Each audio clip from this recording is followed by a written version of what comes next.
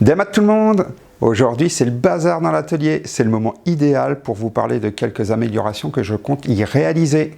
Je ne ferai pas de vidéo sur la réalisation de ces améliorations-là, parce qu'il n'y a rien de folichon. Techniquement, ça a déjà été vu X fois. Je ferai juste des petites publications sur les réseaux sociaux pour montrer le résultat final. Comme j'ai fait par exemple avec mon rack à bois. Là, c'est le socle d'une sculpture pour Jacques Olivier, avec un cerclage de métal qui servait à brûler le bois en forêt. Donc le socle là, c'est moi qui l'ai fait. J'ai déjà fait une vidéo dessus, mais je ne l'ai pas encore publié parce que j'attends que Jacques Olivier ait fini sa sculpture pour pouvoir l'intégrer à la vidéo. Ça va être cette pièce là qui sera dessus. Je vais vous expliquer pourquoi j'ai décidé de faire tous ces aménagements et aussi pourquoi je ne l'avais pas fait jusqu'à présent. Donc déjà, premièrement, c'est le besoin d'améliorer son environnement de travail, d'optimiser au maximum le rangement. Là, ça fait 2 ans que je suis ici et du coup, maintenant j'ai mes habitudes, je sais comment gérer le lieu, où sont les machines, ce dont j'ai besoin. Je l'ai déjà modulé plusieurs fois et tel qu'il est, il me convient. Oh, regardez! Est-ce qu'on va le voir? Est-ce qu'on va le voir? Est-ce qu'on va le voir? Regardez! Est-ce que vous le voyez? Donc voilà, le besoin d'améliorer mon environnement. Il y a aussi le départ du combiné K5 de chez Kitty. Vous ne l'avez jamais vu en fonctionnement, tout simplement parce que c'est à restaurer. Malheureusement, je n'ai jamais eu le temps ni l'argent pour le faire. Et donc, c'était stocké sur la mezzanine en haut, et ça prenait beaucoup de place. Et surtout, vous allez le voir après, la table qui va avec la Kitty, c'est celle que j'utilise pour ma scie à onglet. C'est donc un ami qui la récupère. Et qui récupère la table aussi. Du coup, ma scie à onglet sera par terre. C'est ce qui m'a un petit peu motivé à faire un meuble. Là, il ne reste que le moteur, rabot d'égo et la déligneuse là-bas au sol. Le reste est déjà parti et donc la table aussi qui va partir. L'espace que prenaient tous les accessoires de la Kitty là, est déjà occupé par de la récup que j'ai fait récemment et qui va me servir pour faire les pieds de mes meubles justement. Hop, donc toute la Kitty était posée là-haut. Vous ne l'avez jamais vu parce que je le mettais toujours hors champ en fait. Et donc là récemment, j'ai eu la chance de récupérer de grandes longueurs et c'est tout ça qui va me servir pour le plateau. Donc là, ce que j'ai fait pour le rack à bois, des deux côtés, ça va être la base graphique de mon atelier. C'est-à-dire que toutes les décos, vraiment décos que je vais faire, seront dans ce style-là. Ce sera que des diagonales ou des losanges ou des étoiles à voir, mais ce sera sur ce principe-là, pour rester dans le ton du bois. Et puis parce que c'est relativement facile à faire. Je trouve que l'effet produit par rapport au temps passé et au matériel utilisé, ce n'est que de la palette, et quand même...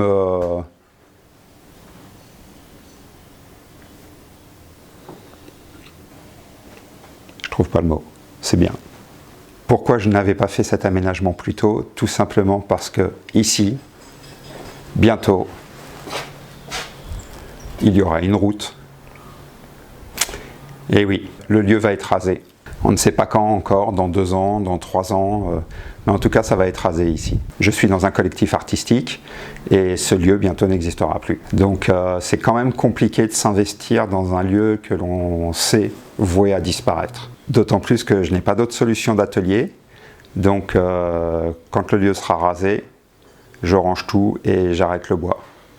Donc c'est vraiment difficile de s'investir dans le lieu. Comme autre aménagement aussi, j'avais fait récemment cette mezzanine. C'est une mezzanine pour du léger, hein, parce qu'il n'y a pas de renfort central. Donc ça a tendance à ployer et à emporter le champ de la fenêtre. Donc c'est que du léger. Là actuellement c'est de l'isolation phonique que j'ai échangé contre de l'isolation thermique que j'avais récupérée sur un chantier. Cette isolation va me servir pour l'arrière de la cloison là-haut, parce que vous ne le savez sûrement pas, mais derrière il y a d'autres ateliers. Je ne suis pas tout seul, le bâtiment est très long et du coup derrière il y a d'autres personnes. Et je suis un petit peu bruyant. Et eux mettent la musique un peu fort. Donc je vais essayer d'isoler tout ça. En plus là-haut c'est que du contreplaqué de 5 mm, ça fait une bonne membrane sonore et le son est vraiment amplifié. À côté de l'isolant, là, vous pouvez voir aussi un tabouret que l'on a réalisé avec Mathieu David et Philippe Dupont pendant une journée atelier. Prochainement, je vais réaliser l'assise, ce sera le sujet d'une vidéo parce qu'elle va être un petit peu particulière. Malheureusement, pour la fabrication, on n'avait pas filmé parce que ça avait été une journée un peu intense. Commencé à 8h du mat et fini à 2h du mat. À l'époque, j'avais fait quelques petites publications sur les réseaux sociaux, mais c'est tout. À côté, bloc de chêne que j'ai récupéré en charpente agricole. À côté, Douglas que j'ai récupéré sur un chantier de bardage. Et au-dessus, contreplaqué de bouleau très dense, très épais qu'un ami agenceur m'a donné. Vive la récup, vive les copains. Une des modifications à venir aussi sera pour cet établi-là que je vais fixer sur des roulettes escamotables parce que je vais avoir besoin de le déplacer. Cet établi, par exemple, je l'ai récupéré chez des gens qui s'en servaient de jardinière. C'était dans un jardin avec des pots de fleurs posés dessus.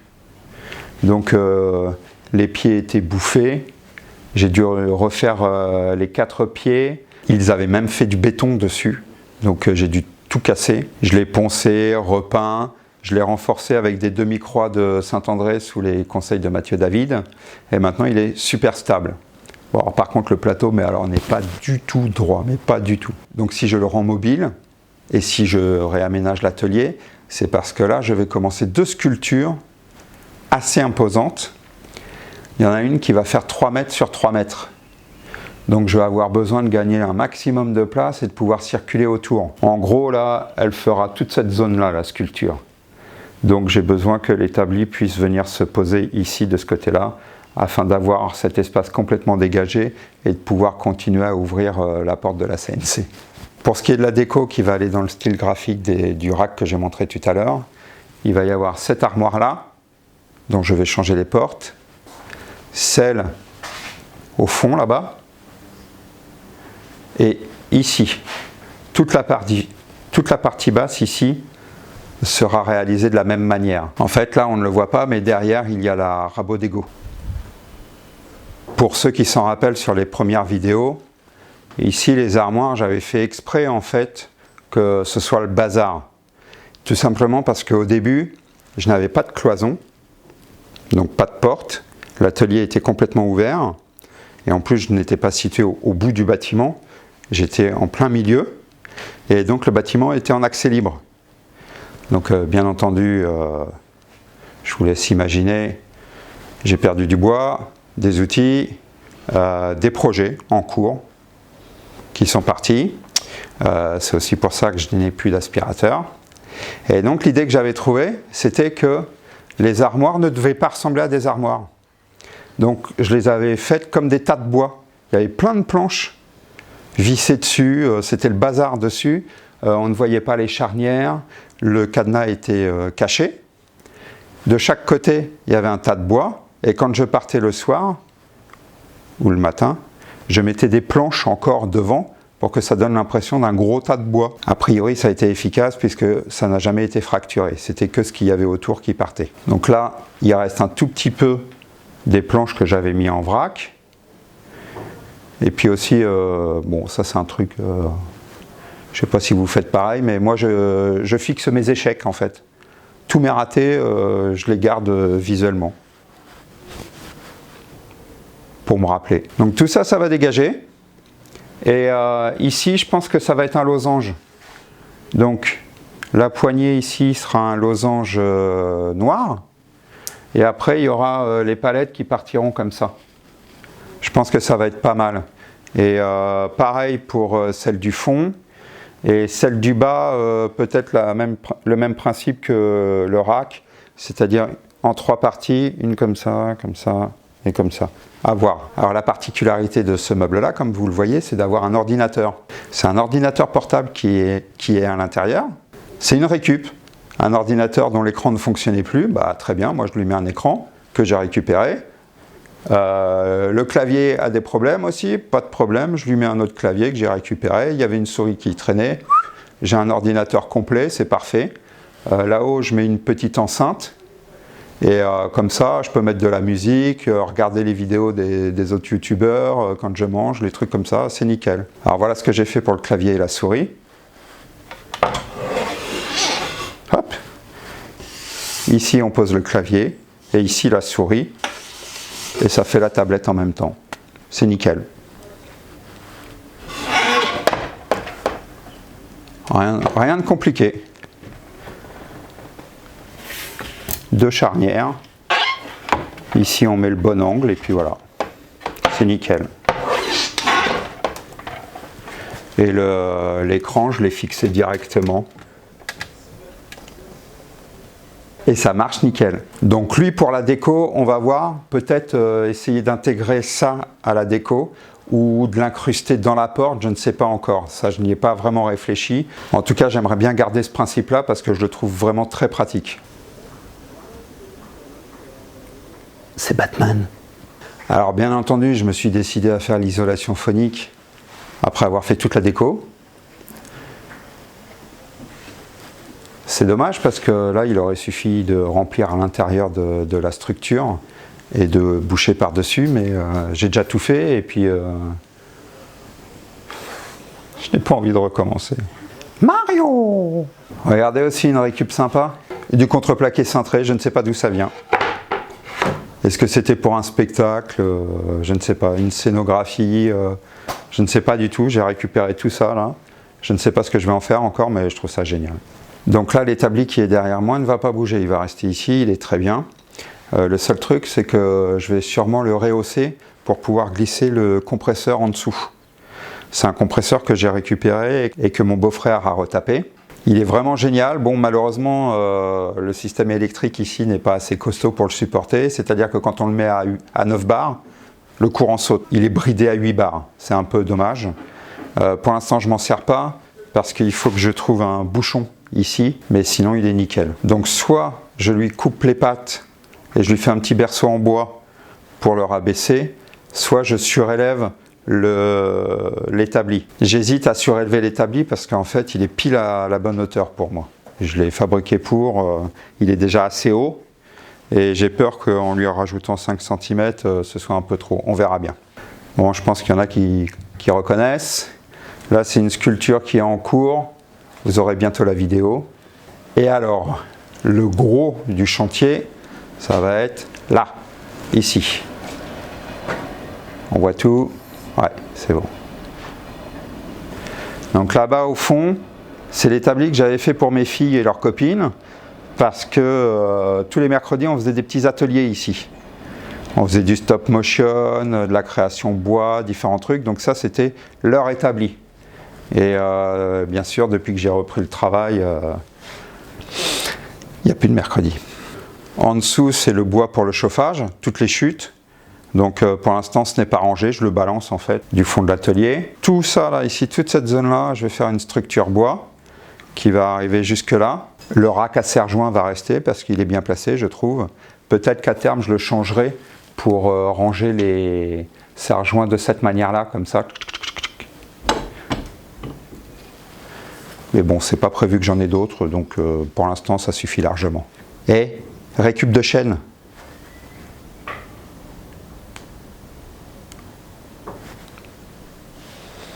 Bon, après, c'est le cœur. C'est difficile d'en faire quelque chose, mais c'est déjà pas mal. Donc voilà la table de la Kitty, ici, que j'ai posée sur une palette pour pouvoir la rehausser. Et typiquement, c'est ce que je vais faire en premier. Je vais d'abord faire la petite structure bois pour surélever la Kitty. Et après, tous les autres meubles autour se feront en fonction de la hauteur du plateau. Bien entendu, la structure bois, après, pourra être modifiée si jamais j'ai une autre machine. Mais a priori, il n'y a pas de raison, elle va tenir longtemps, celle-là, je pense. Donc aussi, au revoir le meuble télé pour la ponceuse. Je vais faire une zone un peu plus propre pour la ponceuse. Et puis... pas une perceuse à colonne, mais peut-être qu'un jour j'en aurai une. Donc faire une zone un peu plus grande. Là, la particularité, c'est que l'établi devra se lever ici pour que je puisse accéder à la fenêtre. J'aime bien regarder dehors. En parlant de la fenêtre, attention, 360. En parlant de la fenêtre, ça aussi, ça va être une des modifications que je vais apporter. Actuellement, elle est comme ça. Donc je ne sais pas si ça ressort à l'image, mais ici, il n'y a plus beaucoup de luminosité parce que c'est du plexiglas. Bon, là aussi, mais parce que c'est de la poussière. En fait, un mec avait graffé sur les murs et il avait aussi graffé sur les vitres. Sauf que ici, c'est pas une vitre. C'est du plexi. Donc quand j'ai voulu nettoyer à l'acétone ou au white spirit, c'est devenu opaque. Bref. Donc en fait, cette fenêtre qui s'ouvre vers le bas, ça me dérange. En s'ouvrant vers le bas, en fait, elle vient gêner les machines et elle va gêner le futur aménagement de l'établi. Je vais donc l'inverser. Elle va s'ouvrir par le haut. Je pourrais tout simplement faire sauter les gonds ici et les mettre là-haut. Mais en fait, j'ai envie de gagner en luminosité. Donc, je vais virer cette fenêtre-là et faire un cadre qui va venir se poser sur le champ là, actuel, ce qui me fera gagner toute cette zone-là de luminosité et il n'y aura pas de montant central non plus. Pour la fixation, rien de compliqué, je la laisse juste pendante, ça va être avec son propre poids qu'elle va se plaquer contre le mur. Je mettrai un joint et ça ira très bien. Moi, je n'ai pas besoin d'isolation parce que de toute façon, regardez, il n'y a pas d'isolation. Hein. Donc c'est la fournaise en été, c'est le frigo en hiver. La pluie tombe dans l'autre sens, donc il n'y aura jamais de pluie à revenir là. C'est juste pour couper du vent et empêcher les pigeons de rentrer. Putain de pigeons. Putain de pigeons, regardez. Ils ont saccagé mes impressions. Toutes les traces blanches là. C'est un abruti de pigeon qui voulait aller de l'autre côté. Il croyait quoi? Qu'il allait creuser le bois? Donc voilà, plein de petites choses à venir qui vont bien m'occuper et paradoxalement que je vais devoir faire très rapidement pour pouvoir enchaîner sur mes sculptures. Des deux sculptures, il y en a une là qui va me prendre plusieurs mois, voire un an. Sans problème, je pense qu'elle va bien me prendre un an. Forcément, j'anticipe par rapport à la vie de tous les jours, quoi. Donc voilà en gros tout ce que je vais faire dans l'atelier. Je vais essayer aussi d'homogénéiser les mezzanines là, soit les peindre de la même couleur ou les poncer et les teinter pour essayer de réduire le côté bazar. Ah oui, tiens d'ailleurs, la zone de stockage de bois là en dessous, pareil, elle va être faite de la même manière que le rack là, pour vraiment réduire l'impression de bazar. C'est plutôt bien rangé hein, en général, mais c'est voilà, j'ai envie de me sentir un peu mieux dans l'atelier. Ah oui, puis d'ailleurs, j'ai un ami qui va me passer de la peinture pour le sol, parce que là j'ai mis de la peinture pour les murs, peinture blanche, pour essayer de faire un peu plus propre. Ceux qui me suivent depuis le début se rappellent peut-être qu'en fait avant ici il y avait un gars qui faisait des graphes et donc le sol était recouvert de graphes, des messages puissants tels que ne rêve pas ta vie, vis tes rêves, il y en avait partout. J'avais des slips, j'avais Michael Jackson, j'en avais partout, je ne savais plus comment orienter la caméra pour que ça n'apparaisse pas à l'image, quoi. J'en ai encore un là. Pour la CNC, je continuerai le mur anti-bruit à l'intérieur, ça j'en ai déjà parlé. Voilà, plein de petites choses qui vont bien m'occuper, mais qui je pense vont bien améliorer mon environnement de travail et puis le fond pour les vidéos. Allez, portez-vous bien.